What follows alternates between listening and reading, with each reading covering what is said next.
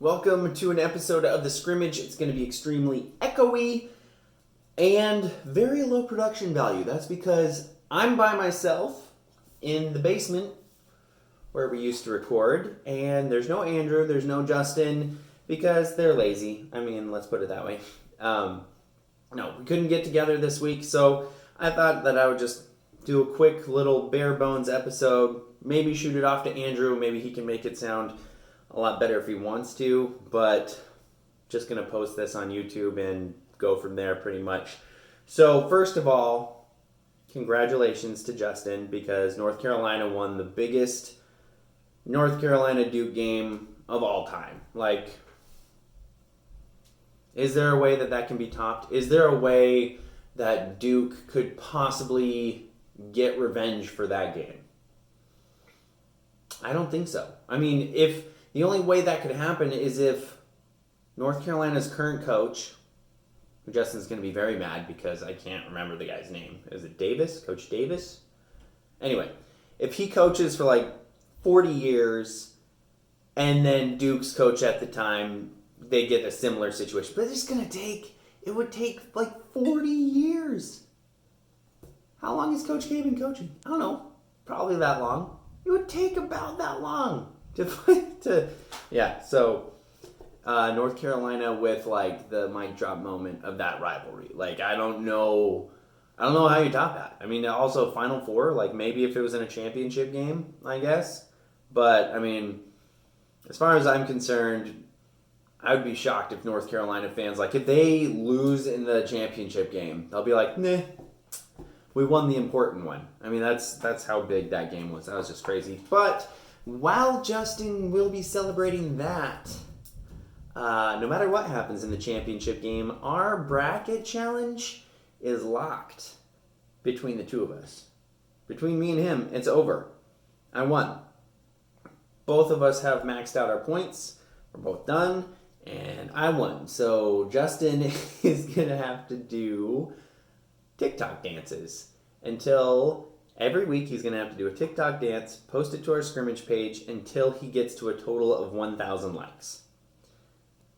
He is hoping that you guys will go find him on TikTok, go find our scrimmage TikTok page and like those quickly. Otherwise, he could be doing TikTok dances for a very long time. Part of me is like, yeah, I want people to get on there and like our stuff because, it'll help get our content out there. But the other side of me is like, I hope everybody watches it and like goes and checks them out every week and then just doesn't like those videos for like a year. I think a year would be good. Then after a year, everybody like it. Do that. Yes, I like that plan. Quickly, another thing I wanted to do is make sure we get in Stump Daniel, because it is sponsored by the Law Office of Jeffrey A. Damashevitz. Thank you again to that sponsorship and for sponsoring us. So for today, I can't stump myself, obviously. I mean, I'm sure I might be able to figure out a way to do that. That would be interesting, though. Maybe read a question and then find the answer later. Anyway, that's not what I'm going to do, though. So I'm going to ask you a trivia question, and then I'm going to give the answer later in the show, and you can see how you did.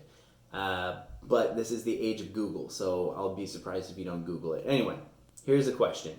What is the national sport of Canada? What is the national sport of Canada? That is your Stump Daniel question for the week.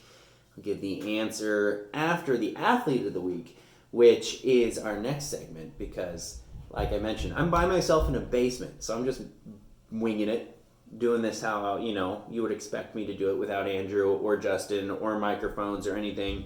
Just me, my phone, and the Athletes of the Week, which is brought to you by that last one was the Law Office of Jeffrey A. Damashevitz. This is brought to you by Ole Penn Real Estate. For our Ole Penn Real Estate Athlete of the Week, we have a couple of different athletes to look for this week.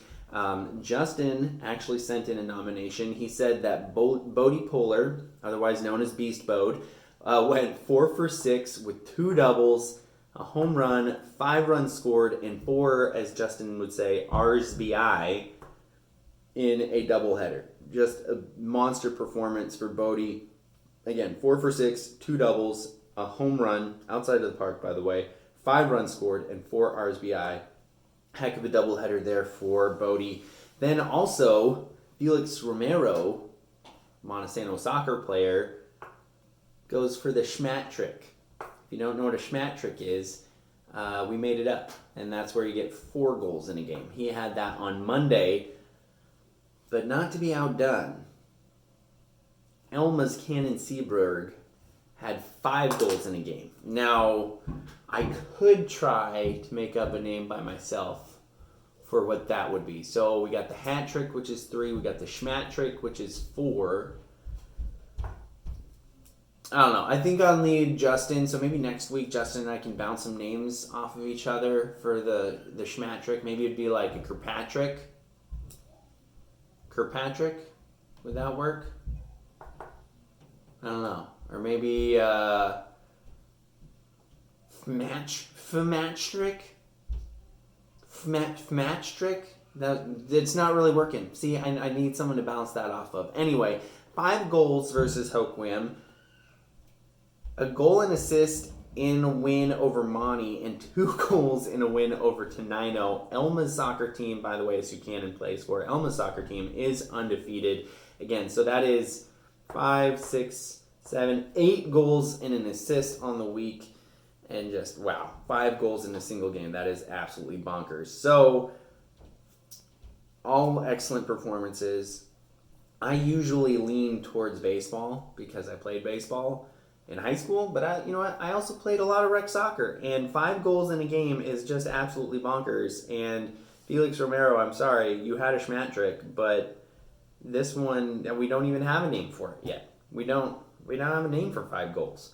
So Canon Seaberg is our Ole Penn Real Estate Athlete of the Week this week. It's a huge honor. I mean, Canon, huge honor. But, you know, you score 5 goals, and that's what you get. All right, now, that was your Ole Penn Real Estate Athlete of the Week. Back to the Stump Daniel question, brought to you by the law office of Jeffrey A. Domashevitz.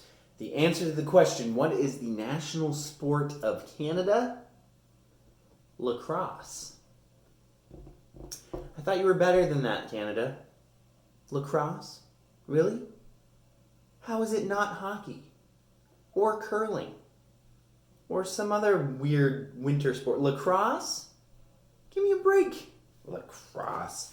Anyway, all right, moving right along. Mariners, one of the other reasons that I wanted to do the show today, not only did we have possibly the biggest college basketball game ever with Duke, North Carolina, that I'm not going to get into too much because we need Justin for it. I mean, let's be honest. We need the person who probably was like a melted puddle on the floor after that game got over. Just insane game. But the other thing going on was the Seattle Mariners. They avoided arbitration with Mitch Haniger. They signed him to a 1-year, $7.75 million deal. You gotta hope that both sides. You gotta hope that Mitch Haniger's happy after this. I'm assuming that they couldn't figure out a way to get a long-term deal done, and this was kind of their compromise. It is noted that this is well over the median. What the median arbitration or line would have been. This is well over that, so that is good. I'm glad to see Mitch Haniger getting rewarded. Hopefully he can stay healthy so he can either make a big contract with the Mariners next year or somewhere else if all of the Mariners' young prospects work out and they want to just go young with that. Personally, I think Mitch Haniger is worth keeping around as long as he can stay healthy. So we'll see what type of a season he has this year. Another big news for the Mariners is they solidified their starting 5. So their rotation, their starting rotation. So they're going to go with Robbie Ray, last year's Cy Young Award winner, who they got in free agency from the Blue Jays.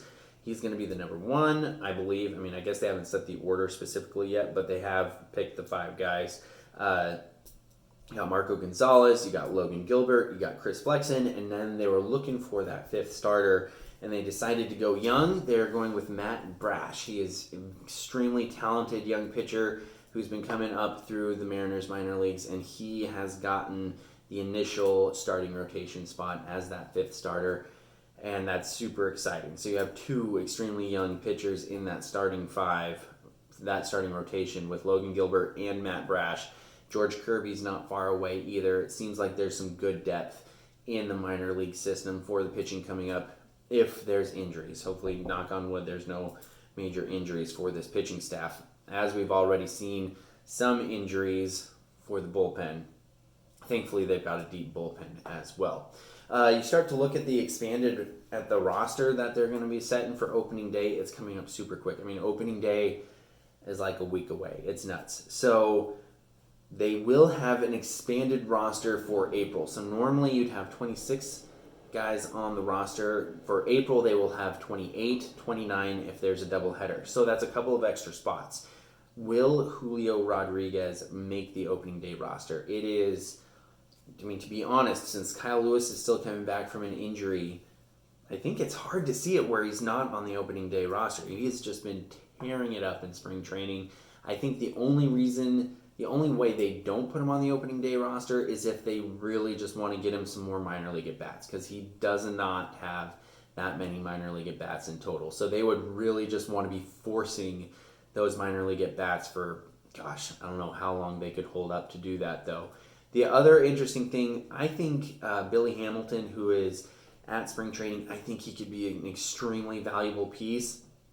And since there's an expanded roster spot, I think he's somebody that I would want to see there. He's excellent. He's an excellent defensive outfielder, center fielder. That's not really something the Mariners have. So a late game situation, you would want him subbing in to play center field. Also, he's an amazing base stealer. I mean, not only is he stupid fast, but he's just an amazing base stealer. So with those two things, that's the type of guy you want to have on your bench, on your team, in this situation. And even if it's just for April, but I think that he has value farther down the road than having a third catcher, for instance. I think it's going to be hard to see Tom Murphy, Cal Raleigh, and Luis Torrens all on the roster at the same time if they don't have Billy Hamilton, because I think he fits a niche that they need while those other guys are kind of all just clogging up the same spot. So I'm really interested to see how that works out as well.